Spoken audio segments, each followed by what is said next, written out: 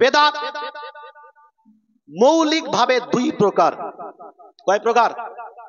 দুই প্রকার। মৌলিক ভাবে দুই প্রকার। বেদাত ভালো হয় আর বেদাত মন্দ হয়।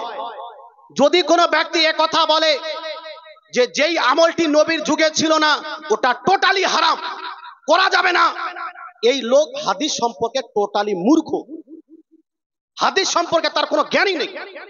আপনাদেরকে আমি সহিহ মুসলিমের একটি সহিহ হাদিস শোনাই। নবী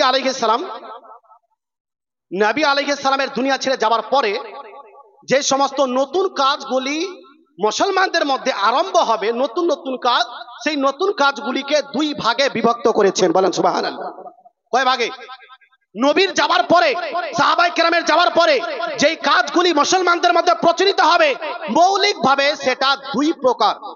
নবী পাক বলেন, মান সান্না ফিল ইসলামে সুন্নাতান হাসানা ফালাহু আজরুহা। হে আমার উম্মত উম্মতিরা শোনো, যে ব্যক্তি ইসলাম ধর্মে কোন নতুন কাজ চালু করবে, আর ওই নতুন কাজ কেমন হবে? হাসানা, ভালো হবে। ওই নতুন কাজ কি হবে? এই জোরে বলেন না, নতুন কাজ ভালো হবে। যদি ভালো হয় তো নবী পাক এটা বললেন না আমি যেহেতু করেছি, আমি যেহেতু ওই কাজ করিনি, আমার সাহাবী যেহেতু করিনি ওটা হারাম, এই কথা বললেন না। নবী কি বললেন? যদিও আমার যাওয়ার পরে কেউ ভালো কাজ ইসলামের মধ্যে চালু করে, তো যে ব্যক্তি সূচনাকারী জনক, যে ব্যক্তি তৈরি করবে সেও নাকি পাবে, এবং তার তৈরি করার পরে ওই কাজের উপরে যত হাজার মানুষ, যত লক্ষ মানুষ আমল করবে তাদের সবাইকে সওয়াব দেওয়া হবে। বলেন সুবহানাল্লাহ। এটা হলো নতুন কাজের প্রথম প্রকার। এজন্য চাহারামের সিস্টেম, যেই সিস্টেম অনুযায়ী আমরা করছি, এই নিয়মিত সিস্টেম চতুর্থ দিনে করতে হবে, এটা সাহাবায়ে কেরামের যুগে ছিল না। কিন্তু কোরআন তেলাওয়াত করে তারা বকশাতেন, এটা ছিল। কিন্তু এই চতুর্থ দিনে আমরা যে একটা নির্দিষ্ট করেছি, এটা সিস্টেম ছিল না। কিন্তু বলেন, এই একটা দিন নির্দিষ্ট করা এটা কি শরীয়তের মধ্যে হারাম?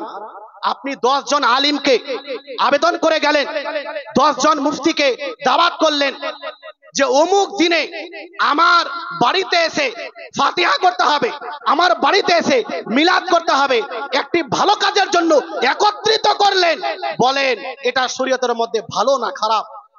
এই জন্য বলেন না, এটা ভালো না খারাপ? ওখানে কি ডান্স করার জন্য ডাকছে? ওখানে কি ঢোল বাজানোর জন্য ডাকছে? ওখানে কোন হারাম কাজ করার জন্য ডাকা হয় না, বরং কোরআন তেলাওয়াত করার জন্য ডাকা হচ্ছে। যেমন গেলাফের কালারকে নির্দিষ্ট করা যায়, তদ্রূপভাবে কোরআন তেলাওয়াত করার জন্য কোন একটি দিনকে নির্দিষ্ট করাও যায়। বুঝতে পেরেছেন? এটা হলো। আচ্ছা, ওই বোনটি এখানে কেন আছে? ও আচ্ছা আচ্ছা আচ্ছা, যাই হোক, এদিকে মনোযোগ দিন, শোনেন। তো বিদআতের প্রথম প্রকার, যদি সেটা ভালো হয়, যদিও নবী পাকের যুগে নেই, সাহাবায়ে কেরামের যুগে নেই, পরক্ষণে হয়, ওটা শরীয়তের মধ্যে জায়েজ। যে তৈরি করবে সেও সওয়াব পাবে, তারপরে যারা আমল করবে তারাও সওয়াব পাবে। দ্বিতীয় প্রকার, নবী পাক বললেন, মান সান্না ফিল ইসলামে সুন্নাতান সাইয়্যিআহ। যদি কেউ এমন কাজ চালু করে যেটা ইসলাম বিরোধী, শরীয়ত বিরোধী কাজ যদি চালু করে, কোরআনের আলোকে যার কোনো প্রমাণ নেই, হাদিসের আলোকে যার কোনো প্রমাণ নেই, এই রকম কাজ যেটা শরীয়ত বিরোধী, এই কাজ করা শরীয়তের মধ্যে হারাম। এই কাজ যদি কেউ করে সে জাহান্নামে যাবে। যে চালু করবে সেও গুনাহগার হবে, যে তার উপরে আমল করবে সেও গুনাহগার হবে।